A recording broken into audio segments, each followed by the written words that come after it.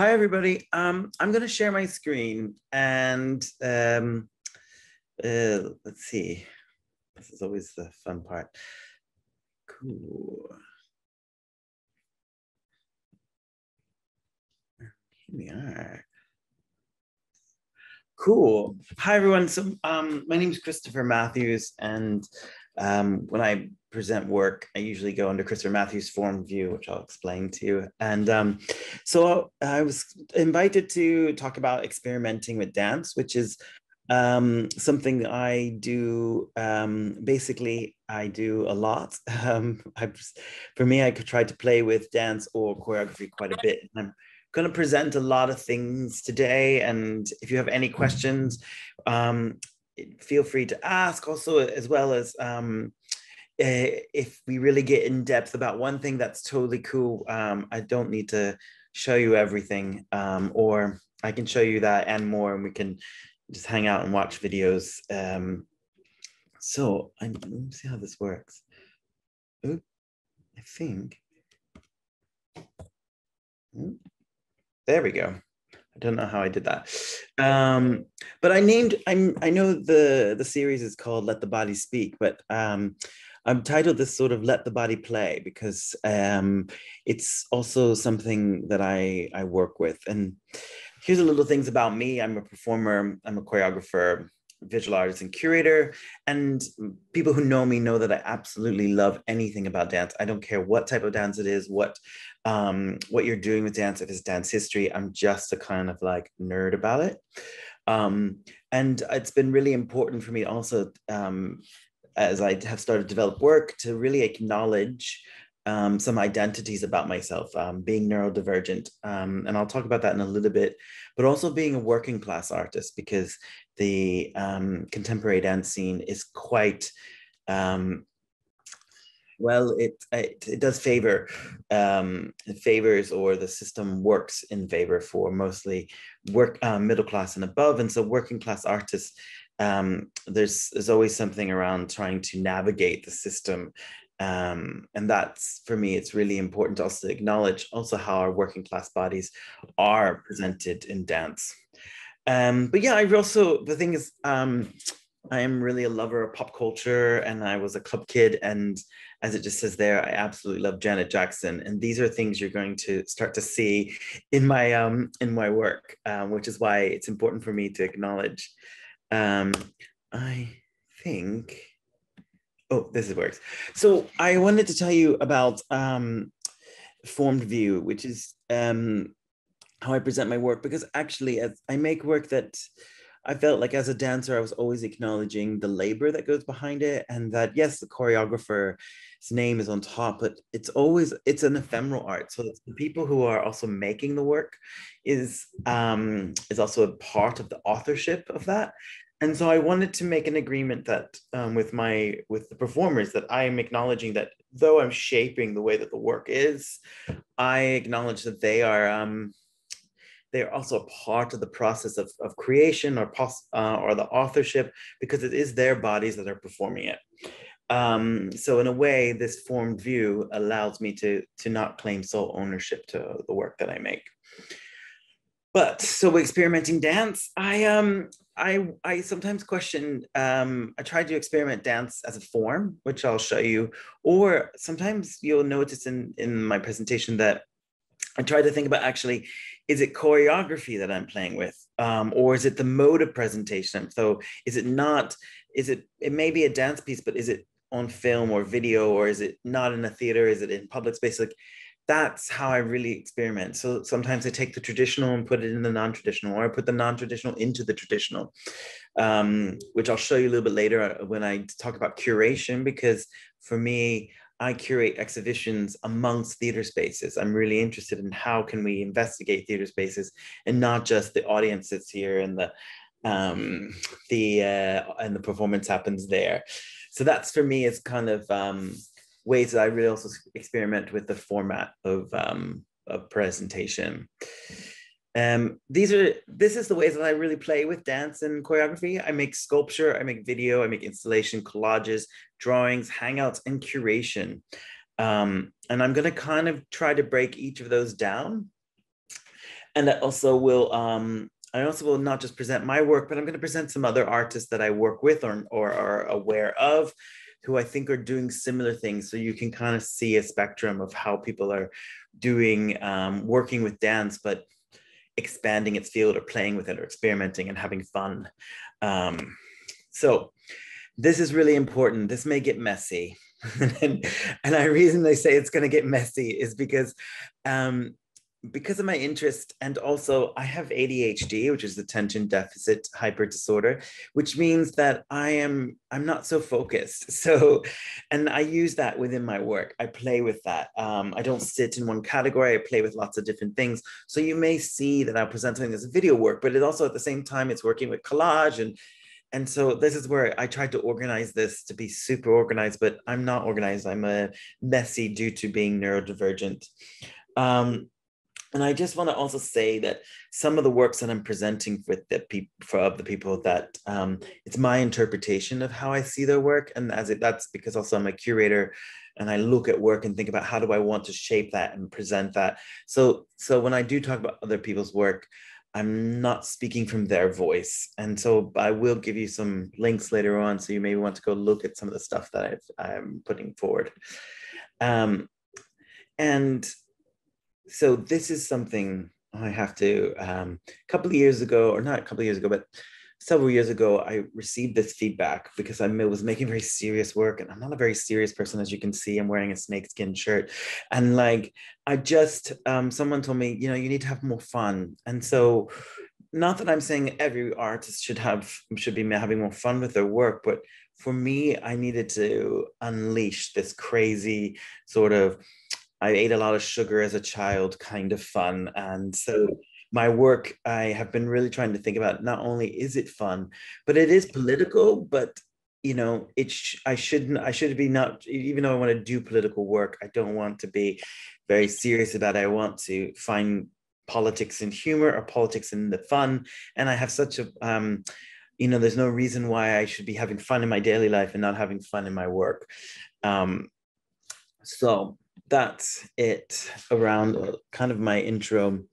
I kind of will, I'm going to start with sculpture, because this is the main practice, my main practice, which is how is the body or dance sculptural? And so for me, that's kind of an interesting thing around that I make pieces that are sit in galleries, and they work with movement and dance, but I look at them as sculptural objects. So even though they're live performers in the space, I look at it as the same way as a sculpture. And that means in a sense of time, and also in a sense of shape, or how do you view it from the 360, or where is it placed within a museum that's important. So this is a piece I have, it's called Lads. And Lads, it's an installational work that is a duet between two performers. And it looks at the questioning masculinity in dance history. And it looks at looking at classical sculpture, but also dance historical works. And you have two performers who are slowly having a slow motion dance battle. But instead of throwing tricks down, they throw down poses from very important dance historical works. And when I speak of dance history, I also think about it from the way that I learned dance history, which is from an American European centric dance history. But something I'm really aware of is that each culture has its own dance history. So I kind of I think about how do we learn and can work with our own dance histories and continue to rewrite or rethink or play with dance history. So this is my way of playing with dance history. And the reason why I wanted to play with this version of dance history around masculinity is that I grew up in the ballet world, and then I also in the early modern dance world. And I always found that I, as a queer person, was always playing a heterosexual cis male. And I thought, why is that? And I never questioned it. And so now I started to question, where in dance history did it just become assumed to be a male dancer in dance history, you must perform heterosexuality and not campness and that kind of, even though I think ballet is super, super, super, super, super, super, super, super camp, but it's a camp version of heterosexuality when you play the townsperson. So here, and they're wearing Adidas tracksuits, which is also for me represents also how working class cultures affect the image of masculinity. And you'll see in the top picture, I have a mobile phone, and what's happened is that we Instagram each other at the same time, and so in a way we're also playing with the digital kind of like how do we make dance or present dance in social media, and in one way also how can we use it to our advantage to question masculinity in social media. So we hashtag lads, and as you can see on the left here, we have you can see some of the work is inside of this screenshot of the feed of hashtag lads. And for me, it's like a digital Occupy movement. I really wanted people to not just see these guys on a night out or at sporting events, but also that masculinity could be more expanded. So I basically placed our bodies within the culture of masculinity. And it almost disrupts it because you're like, what's going on there in a way? Why is that person rolling on the floor? So for me, this was also quite important of how I could play with also social media and how it as a platform also is a form of presentation. Another work I'll bring to your attention is this piece called My Body's Number One. So lads, My Body's Number One are in a trilogy of works, and I'm making a new work this year that's also looking at desire from the relationship of Macmillan's Romeo and Juliet ballet, but it's with performers who are over 60. So looking at desire from a later place in life, but also how the dance history always also focus on youth and not later stages of life. But this is also a work that's about youth, My Body's Number One, which looks at go-go dancing and how the difference between go-go dancing and bodies on plinths are like why is one high art, why is one low art? And I did it through the spectrum of thinking about the Paris Opera ballet dancers who used to pose for the surrealist, not the surrealist,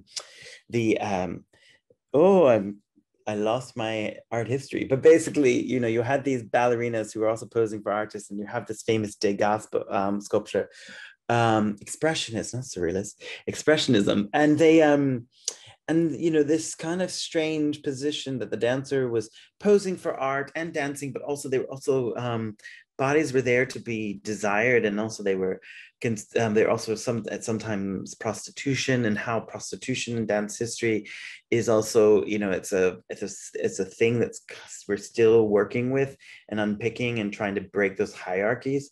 And so this work is looking at that and how the young ballet dancer was exploited, and especially because they were from a working class background. This is kind of a really like fast version of my work, but because I'm really interested in how can we think about dance history and problematize it and put on something that is beautiful, but at the same time, if you really sit with it, the questions start to come.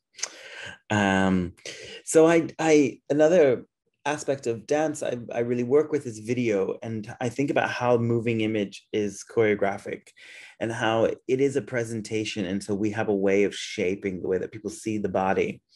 I'll show you some works of mine after, but I wanted to present 4 people that I've been focusing on recently with some work in some of my exhibitions that I've been curating. The top one is Songhay Tolden, who is a Austrian dancer, but is based now in Switzerland, and has made a work during the pandemic, which is looking at about the desire of club dancing and missing club dancing, and what that feeling was. And this really resonated with me because also I have this through line, as I meant, I was a club kid. So I have this through line in some of my works that looks at club culture and how dancing and club culture is also a collective ritual or a moment, or it's also choreographic in how you shape the space and how people move together and the music influences. So club culture is something I also play with, not just traditional dance history. On the bottom here on the left, Nashika Nezarel is also an American performance artist and choreographer based in Berlin. And she started working with video, but also collage, which this is where it gets messy again, because I'm just kind of like, well, later on, I'm going to talk about collage, but this is a collage through video. And I'm going to show you I'll show you 30 seconds of the film, just so you get a kind of idea about how she just played with also her own body as the muse, and how did she layer it, and how do we see her body differently? How do we see the way that she works with her hair, and how her body within her body? But I'll show you that really quickly here so that you can see. And this is her work.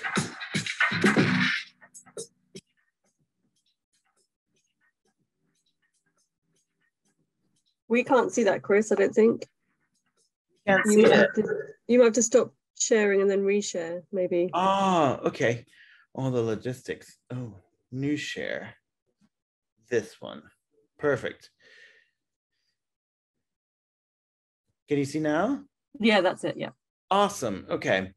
I'll go back just a little bit, but here we go.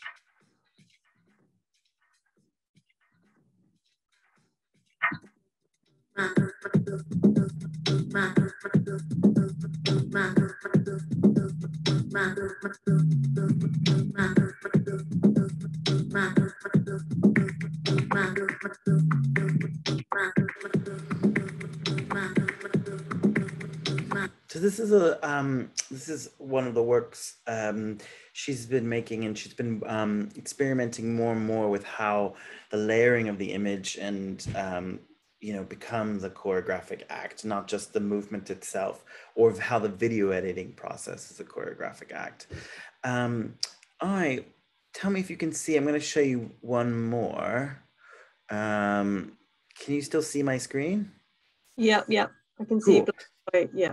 I'm going to show you, this is a piece by Janessa Clark called Communion. And Communion was a project that Janessa did over the pandemic because missing dancing together. So she asked choreographers from all over to make a solo, and then she made them into duets. And this is a Bessie Award-winning series.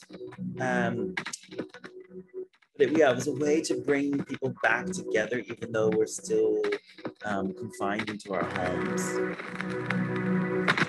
And so this is Janessa with Laura Peterson, who is a choreographer also in New York City. But again, for me, it's not just also about playing with the form or of video, but how also video it's choreographic, but also to me, it plays with the ideas of collage and how, dance performances, even with multiple bodies, becomes a collage of bodies making a similar element together. So this is why I also find the works to be quite inspiring and beautiful.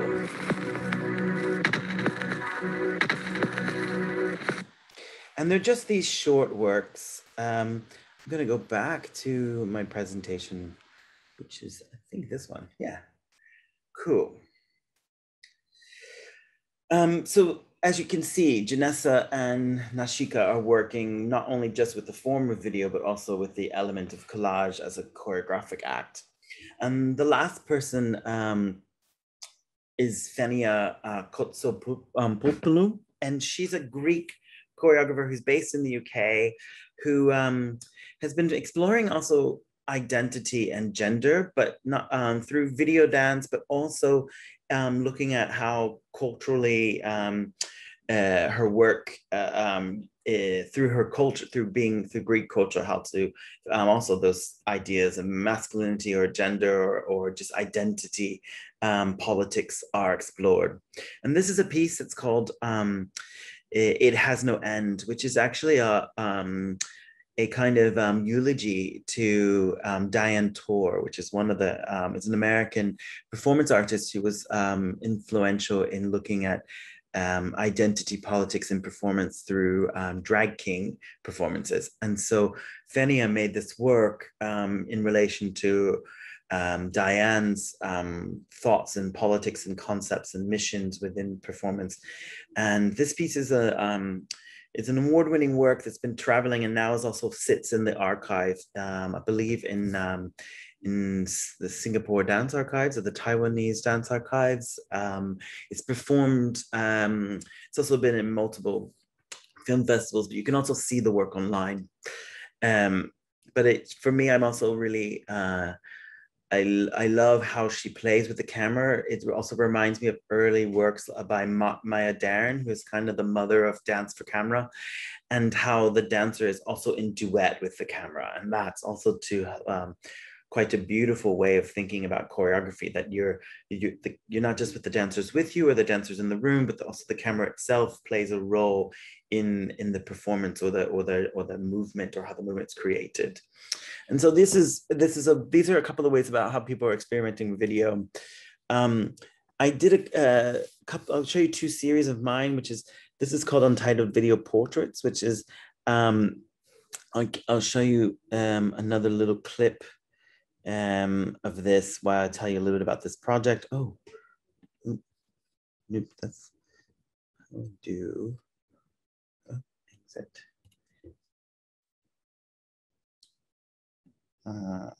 I think my screen is freaking out. Escape, there we go. Let's see.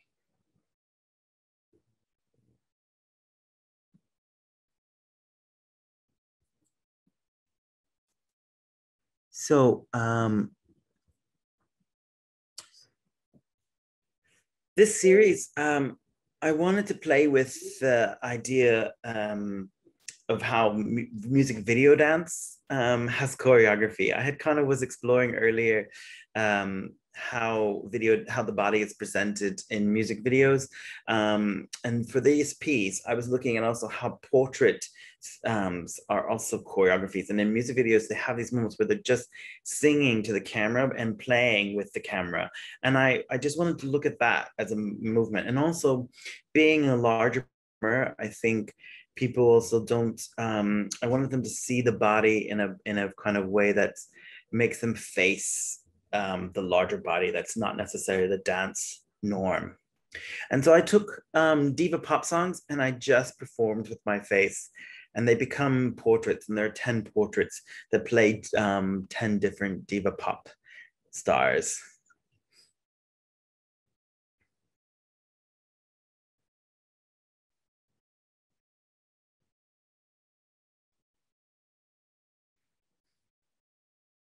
It's also for me for a way to play with the form of video, but through conventions of performativity of how you would also enhance movement with also facial expressions.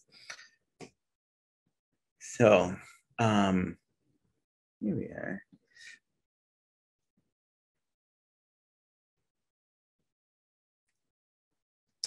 And so this is the next piece is another piece that I made, which is called Succulent Trees in the Flower, which also it's more of a sound piece, but it's using video and the sound of video and editing video pieces together to then become actually a soundscape.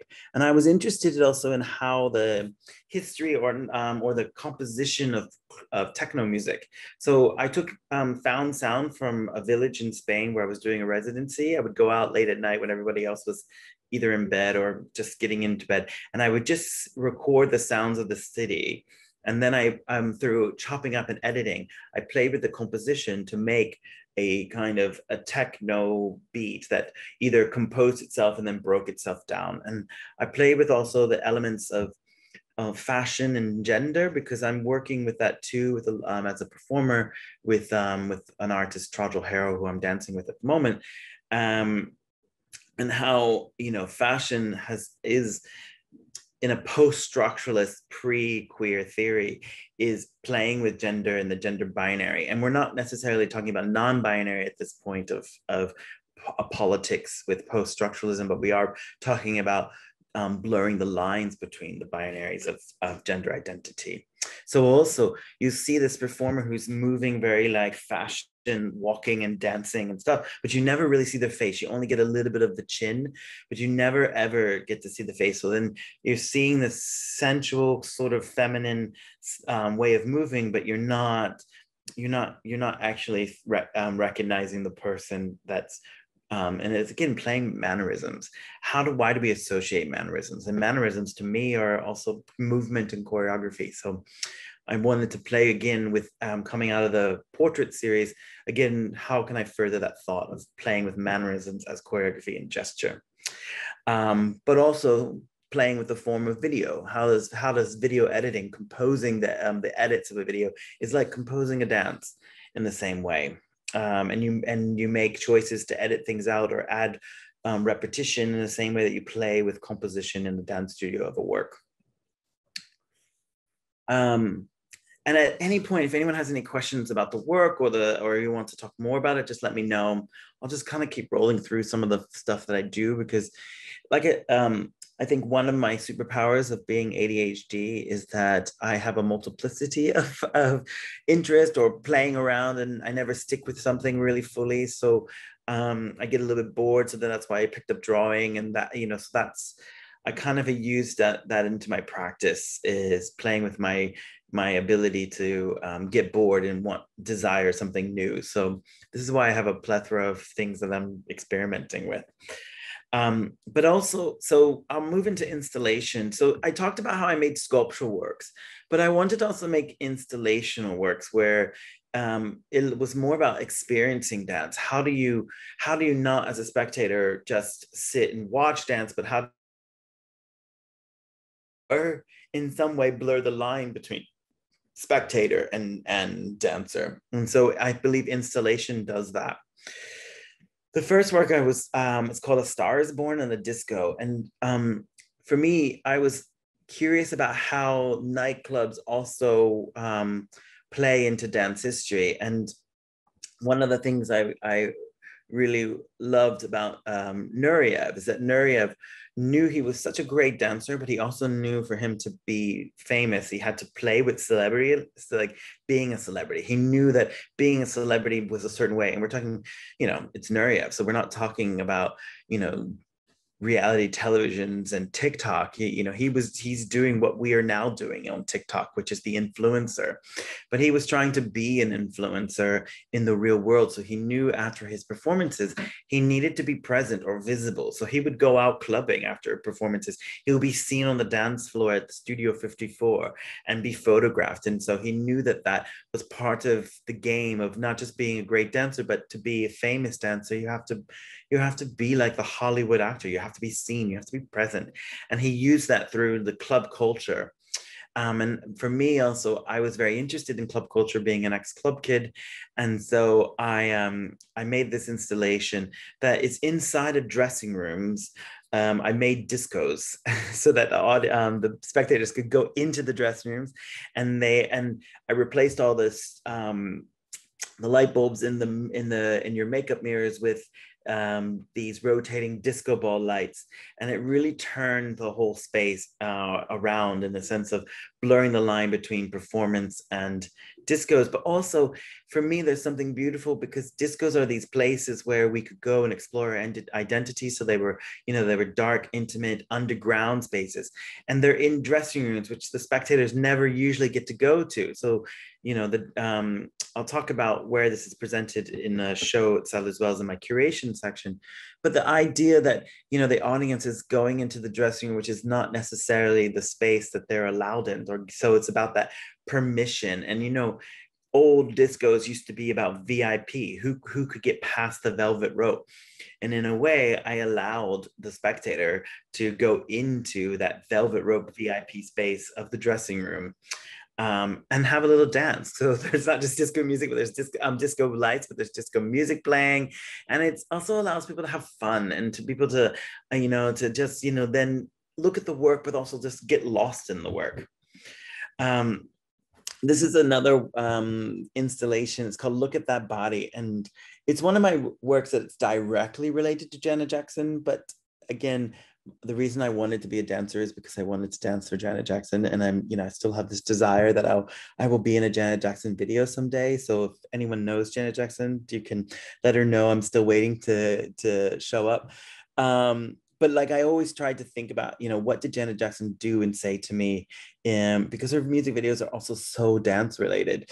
So this piece is called Look at That Body. And it relates to the spotlight, being on spotlight. When you're a performer, you're really visible. And so what happens is that the person, the audience members have to walk into a room and they're immediately placed into a spotlight.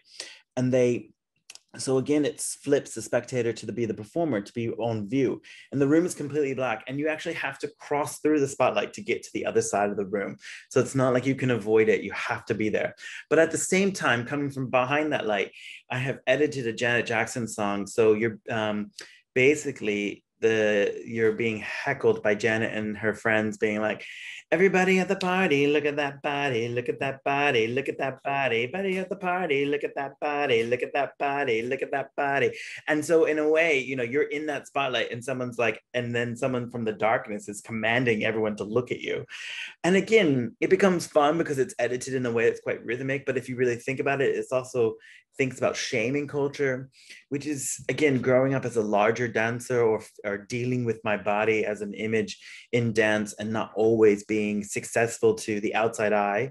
I mean, even recently, there was a review in the New York Times that commented that the larger dancer, and I just thought, so you're giving me a compliment, but at the same time, you're critiquing that I'm a larger dancer compared to everyone else on the show. So there's this whole thing about shaming culture that's systematically in dance. And I have always experienced it. And so I'm constantly playing with that in my work, but I'm not making it like dreadful. I'm making it very light. But if you sit with it, you're going to start to realize that, is Janet shaming me? Is she like, or is she excited about it? What is it doing for the spectator? And you can see the person in this picture is enjoying being the movement.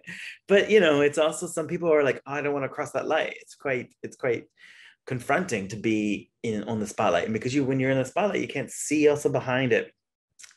So this is an installational work that challenges the spectator and who they are.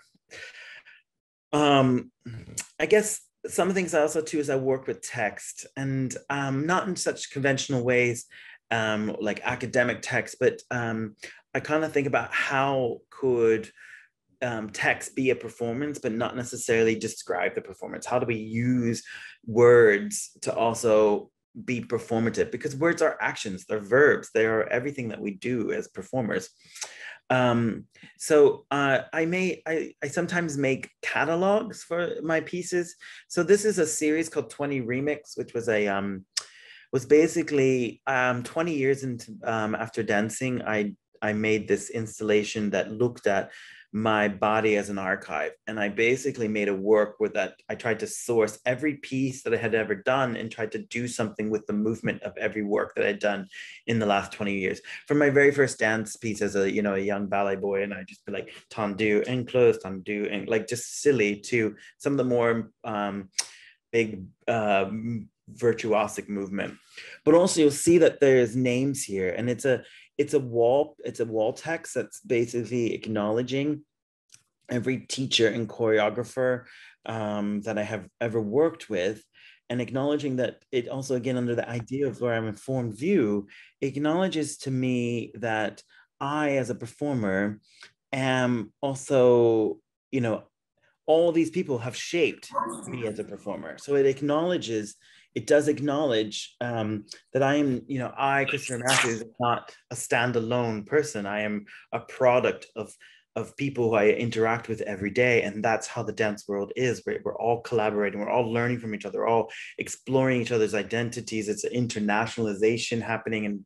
And so I'm going here and there, and I'm learning a lot about culture. And that's coming into me, and then that's changing the way I move.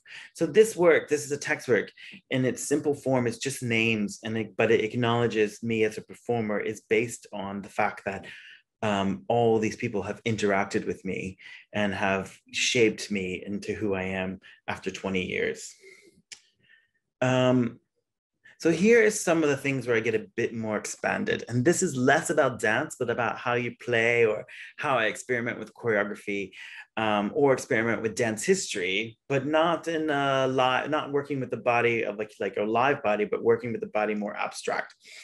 So I did this is a piece called Archive Photocopy, which is I did a show with Sadler's Wells, and I went to work with their archive as part of the show because I wanted the theater, which I'll explain also later in a moment. But I wanted to also bring the history of Sadler's Wells into the show, which was my work where I curated other people. And so I also, as a dancer, I always found this is something it was once commented or given to me a critique by the late dancer around that that they were like, Chris, your body is not a cookie cutter body. You don't have this cookie cutter. And they were trying to tell me to be able to use that to my advantage. But I also noticed in marketing materials, mostly posters for dance performances at big theaters, are always these virtuosic bodies doing big leaps or nice abs or whatever. And so what I wanted to do is I went and photocopied all the posters from Sadler's Wells, and I remade works based on it. To turn these marketing bodies into almost monsters, because why is my body the monster that's not necessarily ever on a poster? So I wanted to play with how the body is marketed, and how can we play with by formatting or collaging bodies together, they become something else or something other.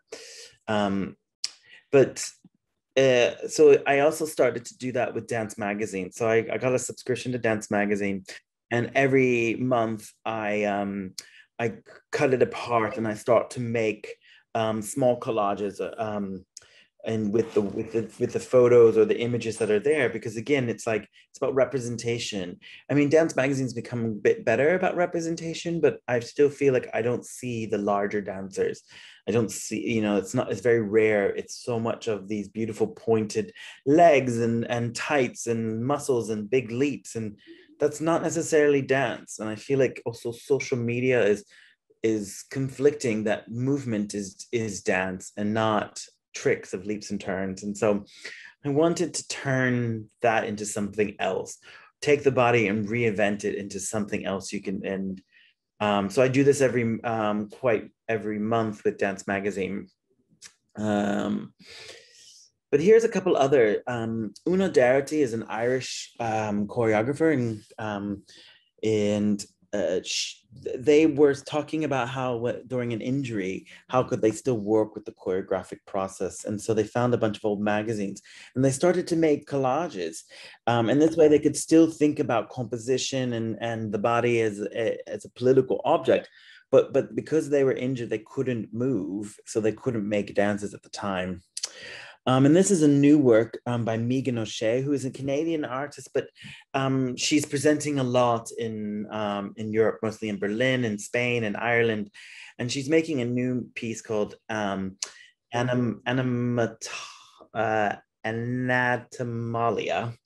Pardon my pronunciation, but it's also about looking at the body, and part of it is a video, but also another part of it is a series of collages that are looking.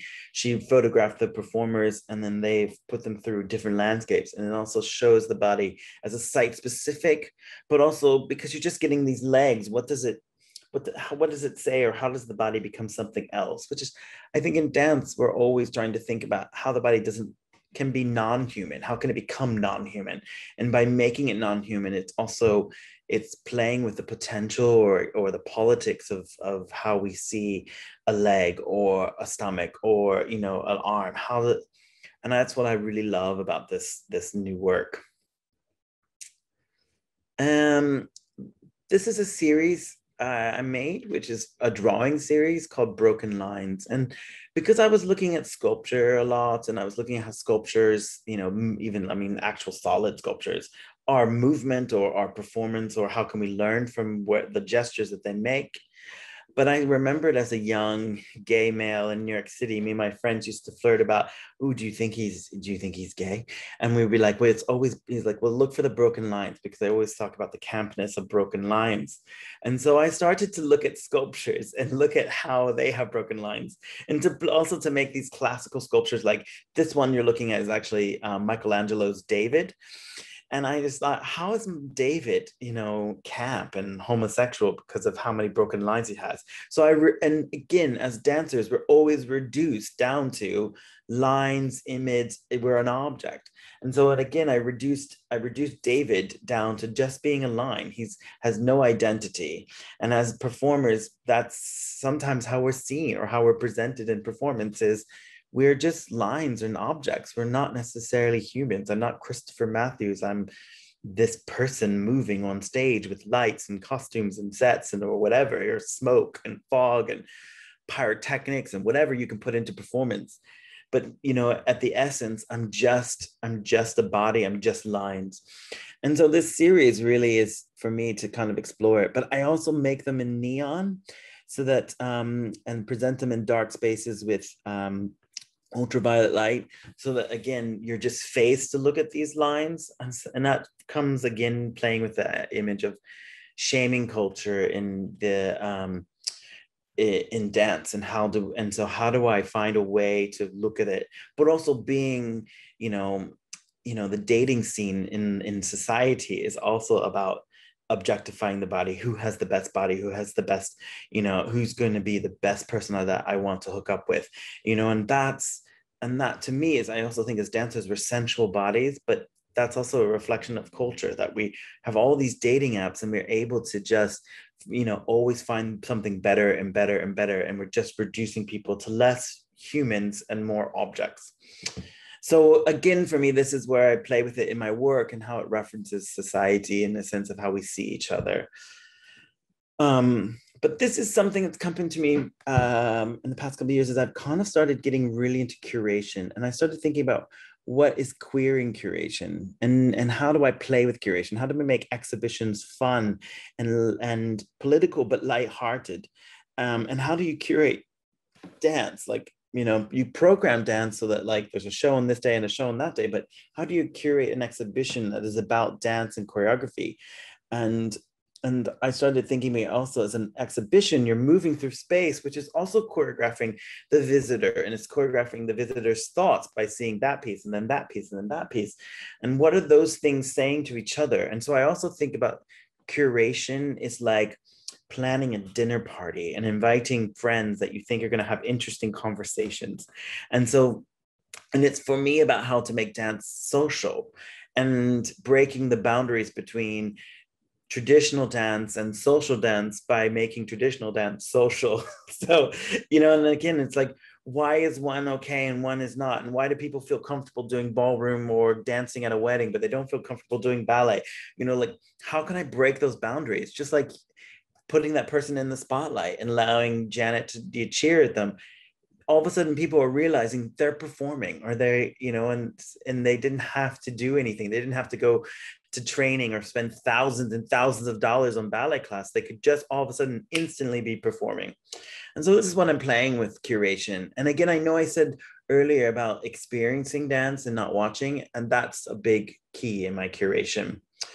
So this show, I made My Body's an Exhibition, which is actually a lyric from a Janet Jackson song. And it's playing, and it's from the song Feedback. And it plays with the idea of the feedback between spectator and performer. That's what she's saying. She's like, I'm performing for you. What kind of feedback are you giving me? And she's talking about it in a sexual sense, but I'm also think about it as performance. We are these sexual desired objects, and how do the audience give us feedback so that it encourages our performance. So I took over Sadler's Wells Theater, and I basically curated an exhibition in all the spaces of the theater. So you started like going through the front door like you would of a normal performance, and then you go into the auditorium like you would of a normal performance, and then you find yourself going into the backstage area, going through the dressing rooms, the rehearsal rooms, the stairwells, the bathrooms. Everywhere I could put something, I put something. And I looked at what was choreographic and what was queer. And so some of the artists also don't identify as dance artists in the show. So like you see this image in the middle, it's 5 women in a bathroom. It's a video piece by Myrid Carton, who's an Irish filmmaker, but she's been really influenced by Maya Daren's work. And if you're not familiar with Maya Daren's work, as I mentioned earlier, she's the mother of dance on camera, and she made a few pieces called Choreography for Camera. And you can see them on YouTube, and they'll be in some of the links that I'm going to give you later on. But she really plays with how the camera is choreographed, how the bodies are in relation to the camera in the same way that it is choreography. Now, she doesn't use the word choreography. She uses the word cinematography and stuff. But for me, that's quite a thing. I see that there's something in the chat. Did someone have a question? But my thing is frozen. It says Maya Daren is a Ukrainian-born artist. Excellent. Yes. And was working in New York City, and she worked a lot with Tani Betty, who is was also a young dancer with Lamone and Cunningham. I'm sorry, not Cunningham, Martha Graham, and danced with Cunningham and Martha Graham's company. And she worked with him a lot on these choreographic studies. And so Myrid's work reminds me of that. But also, I also wanted to see people to understand that the theater may be a space, but there's so much performativity within the whole building. So that's why there were in every aspect, in the bathrooms, in the dressing rooms, everywhere, and also allowed the audience permission to go into these private spaces of the theater, which they don't normally get to go to. But I also thought about it as a relation to, since it was a Janet Jackson song, I thought about how do you also make an exhibition is like when we used to have CDs, the order of the songs is really important because it's telling a story of the artist. And so I treated each piece like a song on an exhibition. And when you came into the theater, you got basically a booklet. It's a digital booklet, but it's a booklet designed like an old CD booklet that let you know the tracks where you were coming in. And also growing up in the late 90s, early 2000s, some of these CDs had those secret tracks where if you let the tape play longer, there would still be a song there that wasn't announced on the list. And so I made even secret tracks in the exhibition. So if you see in the bottom corner, there's a woman in a Superwoman costume, and these are Polaroids, and these Polaroids are just placed in random places all over. And if you see them, great. If you don't see them, then that's part of the beauty of the work, is that it disrupts it, because you're like, wait, is that Wonder Woman? But if you don't see it, then it's fine. It didn't change your perspective at all. But it's a way to also disrupt, which is choreography to me is also about disrupting the line or the norm. And so this work would disrupt the space. And what's interesting in the Polaroids is that Wonder Woman is photographed in just public spaces, going grocery shopping or going clothes shopping, or is that some barbecue? But it's interesting because her body dressed as Wonder Woman will disrupt the work. And so that to me is kind of really lovely and complex about the work in the sense of itself, but also how you present it can be also complex. So this exhibition I choreographed or I curated for Sadler's Wells, it followed the tradition of theater, but it put it in the presentation of visual art. So this is where I'm experimenting with how visual art influences dance. And we had a whole visual art experimentation through Judson Church with the collaboration between the choreographers and the visual artists, and they were really playing with the form of dance. And I'm thinking, okay, how in the now, how can we queer that experimentation of visual art and dance collaboration, or frustration or tension, or the dinner party, as I said, you know, like bring visual art to the table to talk to dance, and then this is what comes up. And the kind of last thing I curate is something called a queer house party, and it's more of a hangout. It's more of like it's also playing with the idea of working class and how some institutions are maybe too hierarchical or difficult for working class artists or working class people. And so what I try to do is I try to make these party hangouts. They're sober parties as well, in big institutions like the Victorian Albert Museum, or I've done them in dance institutions like Impulse Tanz in Vienna. I always do one every year, where basically we go into these big institutional spaces and we try to soften them. We try to make them like a house party, which is a different form of intimacy. And what I do is I invite artists to make work that looks like decor, and then they just become host, because I also feel like as a dancer we are hosts. And so if each artist, it's like, you know, if they're hosting the party, there are like probably 10 artists hosting the party, which means that nobody ever feels uncomfortable. I also do it as a workshop as well, where we talk about what does it mean to define or to create a house party. What does it mean to host, take care of your guest? And so this is one where at Impulse Tanz, we have a blank dance studio, but then we try to make it like a home-like space. So we find furniture, we find soft furnishings, we make a place for art, we make a place for eating, we make a place for sitting, place for makeup, and it allows people to think about how do you choreograph the same way you produce a show. You can produce a house party, and then this, once the space is set up, then we just hang out, and we just allow people to be in the space, and whatever happens. And it's kind of similar to the happenings of the 60s and 70s, where if you define the space, you create the choreography, then whatever happens from those defined choreographic rules is okay. And this is quite, for me, it's always a beautiful experience. And this one you're looking at is one that I do as a sleepover. So I've done them as a hangout. We've done the sleepover. I've done a movie night.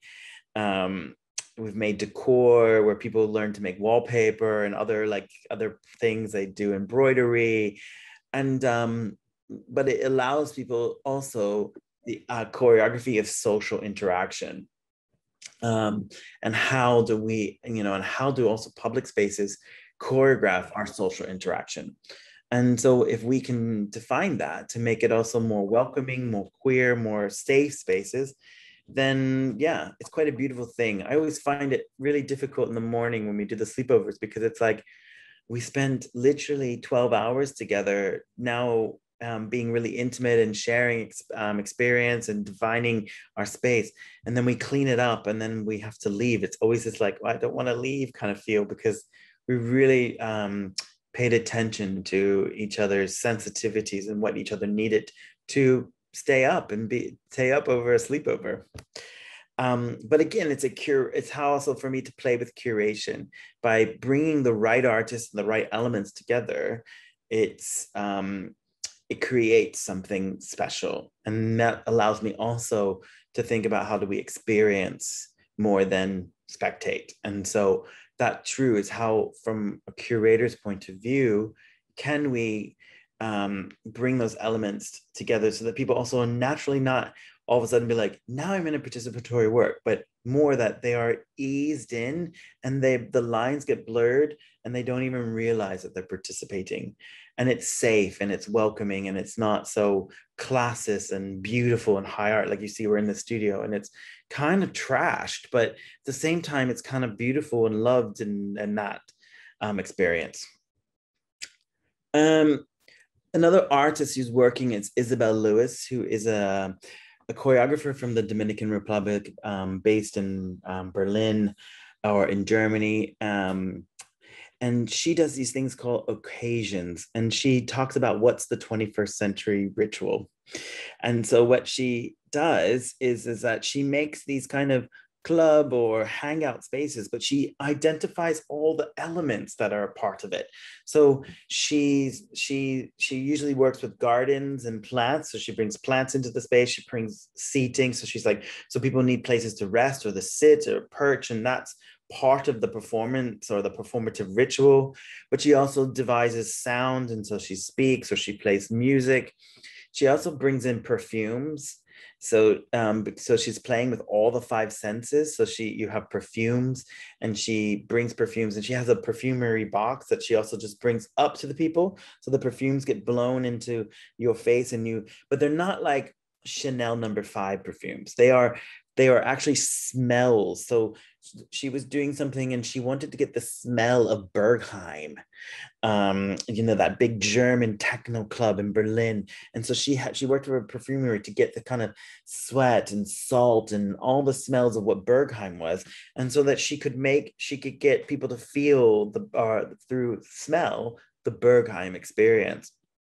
But also, she devises cocktails of food. So how do we tantalize our taste buds in the experience? So like I said, she takes the elements of like a hangout or club experience, and she really highlights each element, and then bringing them together or talking about each element. It allows for you to see the complexities of making a space that once you make that space, then anything is possible, and everything is part of the ritual. And for her, yeah, it's really exploring what are our rituals now in the 21st century. And club spaces, why I also enjoy this work, because for me, club spaces were very ritualistic passages in my transformation of understanding identity. I could go to clubs and I could try out and be like, maybe I'm this type of person, or maybe that type of person. And it's safe because you're in this dark space where everyone's doing the same. And then once you find your identity, then you can really own it. But you have this freedom of experimentation. And that's why I also really connect with this work by Isabel Lewis, because she thinks about the sensitivity of preparing the ritual or preparing the experience. But so that's kind of the ways I experiment with playing with dance. But I think that for me, what's also important, especially from a curator's point of view, is that the show I don't like that the show starts and then ends and then you go away. And you never, because it's ephemeral, there's never really any thing left, or there's nothing preparing you except for the marketing material. And so I play with a lot of things around my pieces and performance. And so I usually, whenever I have a show, I usually make a Spotify playlist. And when you buy your ticket, you get a link to the Spotify playlist, which allows you to be able to listen to music that has inspired me. And again, it's because I'm so inspired by pop culture. I think about music and how it sets up my tone for my day, or how it sets up the way you're going to see the performance. So this is My Body's an Exhibition, the show I did at Sadler's. You could listen to 10 to 15 tracks on your way to the theater, which were music that got you in the mood or spirit for the exhibition. There's the same thing I do with also doing for the house parties. When I do the house parties, what it is we make a collective Spotify list. So everybody at the Spotify is open, and we make a playlist and people can just add to it. So again, you as the person at the event can shape the mood or the atmosphere. I don't pre-choose what music I want to play at these things. Again, it's about a shared experience. And you're like, oh, I want to play that. Okay, put it on the Spotify playlist. Load that Spotify playlist. We're here for 12 hours. It got a lot of music. And again, and then at the end of the day, we all have this Spotify playlist, which is like the soundtrack to our experience. And that's what I really loved about it. And that's why I do it. And also because Spotify, I know you get commercials and if you don't pay, but it is still open source. So it means that everybody has interaction. And also I'm playing with technology that and trying to expand its possibilities or its offering or collaboration. The last thing is kind of strange, and I'll explain it to you. The thing on the top, which has my body's an exhibition in pink, and there's some like black dots. Um, what I wanted to do with my exhibition is that when you walked into the exhibition, you were given a wristband, like if you went to a concert, it was a paper wristband. Again, it's because of, for environmental reasons, it would be biodegradable, but also because I blurred the lines between spectator and performer. When you're a performer, it's always tradition that you get flowers at the end of your performance. And because the spectators want to become also performers at certain times at the exhibition where they're being on display, these wristbands, you could plant them and they grow wildflowers. And so it also meant that the audience also got flowers at the end of their performance as well. So it's, and again, it continues the experience into the future. So you at the end, you were told that you could plant your wristband and it would grow flowers, and that would be your, your flowers from your performance. But also to me, it's also offering something, because I think it's also generous that audiences come and see us, and so how can I also offer the audience something back, not just my performance? Because I also think without them, we wouldn't have dance. And it's this weird dynamical relationship with our audience where we are doing a service for them, but also at the same time, they're allowing for my career to, be as it is today. But also in the duality, as I mentioned, it acknowledges that I did force them to be performers. So I must thank them for being a performer within my own show. So here are your flowers. So again, I think about how can I play with the elements of theater, how do, flowers are part of the performance. How do I still continue to experiment with playing with that part of the performance, that it's not just about the dance piece.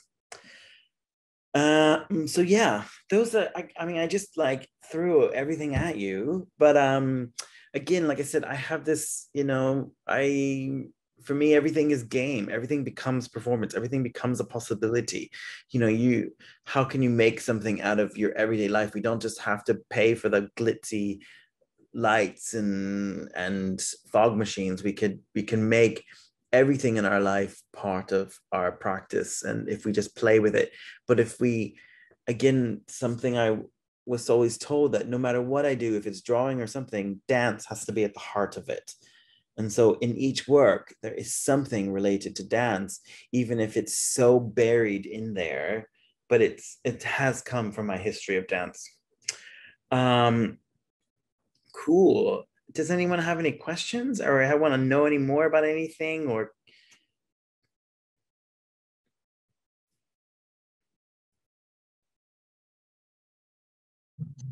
I'm gonna end. Oh, how do I end? Stop sharing. Cool, I'm back. Thank you. That was amazing. Yeah. So many different things. I love the way you're just like, oh yeah, I just took over Sadler's Wells and I did this, did that. They kind of gave me carte blanche, and which is what I really like. And I just kind of was like, well, I always kind of think about how can I just also, trash this beautiful space, and yeah. Again, I covered the walls with tinsel curtains, and so it just is like, what can I do that also allows people not just to acknowledge that they're walking down a hallway to the theater, that I bring the whole theater in.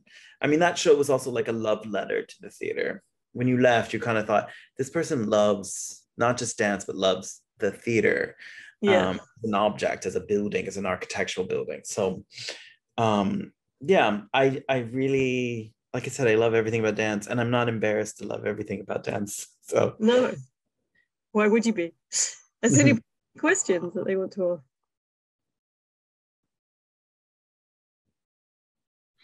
I have a question. Yes. Do you have? Sorry, I don't have my camera because there is no It's okay. here. I can put it on. I don't know. Yes, you can see me. So, is there anything else about the installation that you that is especially valuable for you, or just this? I mean, not just, but the cooperation and collaboration with the spectator and the ability of spectator to be a participant is the most important, or is there anything else that? That is not possible in other forms, I mean, in video or in performance or in... Yeah, I guess for me, it's grounded in two things. It's grounded in this thing about how one experiences. And so how do I choreograph something? And when I say choreograph, I look at the elements of time, space, and energy, that simple, element. And so how do I create that in a space so that the spectator all of a sudden is aware of dance, aware of their agency to dance or to be a part of the installation itself. But it also is the second thing, which I know I just repeated. I'm not, and I'll explain. I'll have a more direct answer to your question. But the whole thing is about really how do I set up the space? I think very like Montessorian, if you set up the classroom, then the children will learn. And that's for me, if I set up the space, then the spectator will learn instead of sitting passively in an audience member and, just consuming, not really having this real relationship. But also there's this interesting thing for me that I also think about site-specific dance, and I'm not necessarily so interested in site-specific dance. I think it's an art form, just like working in a gallery. Like you can't just put any dance work in a gallery. You also have to consider what the space is and what it does to work and frame the work. So the same thing about site-specific dance, I also think it's not something that I want to make. So I don't go to public spaces and make work there, because also I'm interested in the element of theater or gallery that holds it, so that it still has that proscenium frame. And I know that people do site-specific work, and I see site-specific work, but I know that's not what I want to work with. But that being said, I think, again, to collaborate with this setting up the experience, I do consider it site-specific. So like that installation that I showed you in the dressing rooms, that can only happen in a dressing room. Like I have to find another theater with a dressing room that I can make that possible, because it's so site-specific. And I would not be, it would not be the same if I just put that makeup table in a gallery with those disco lights. It would just be actually become a sculpture. So for me, it's really about also how does the site inform the work. But I wanted to, the other thing is about the question of what's important, or what I'm trying to, what's the hierarchy of importance. Is this the visitor's experience or the installation type thing? Is with my work, I think about it that I think that audience members have the agency to have multiple levels of interaction. So I don't give importance to any of the experience or the element of image. What I'm really concerned is that I create something that someone can walk into, and from a quick surface level can be like, ooh, okay. Or someone could then invest, sit with it and enjoy it, or experience it, or question it further. So in a way, I don't place any hierarchy. I do try to think about what I would love. My desire for the audience member to get out of it. But I also acknowledge that sets me up for failure as well. So I'm only concerned with placing something there. Do the elements make it clear? And from there, the audience member has the choice to choose. Are they experiencing? Are they witnessing? Are they passively experiencing? So yeah, it's not a direct answer, but honestly, I'm not so concerned about the hierarchy of one over the other. I'm just hoping that the experience allows for people to make their own choice. Because also, like, I go to see things and I see installations, and like I want to just I want to be able to choose. And, you know, and it's very popular now in the UK, and also due to Punch Drunk, this immersive theater. So there's lots of immersive theater now, more so than ever. Even a West End show, the new Cabaret, has an immersive experience. When you first walk into the theater, before the show Cabaret starts, there are dancers dancing on the bar, and it's like, so immersive theater is so important. And because everyone's like really into it, it's so hot. But I think it's not about making sure that people have this, but just supplying an element of that allows for either the people to settle into the experience or to choose. I don't want to say, look at this, look at that. Just choose, have fun. It's all about having fun. Just have fun. Did I answer your question? Yeah, completely. Thank you. Cool. Great. Does anyone else have any other things they want to know about, or confused, or want to dance to a song? We can dance to a song.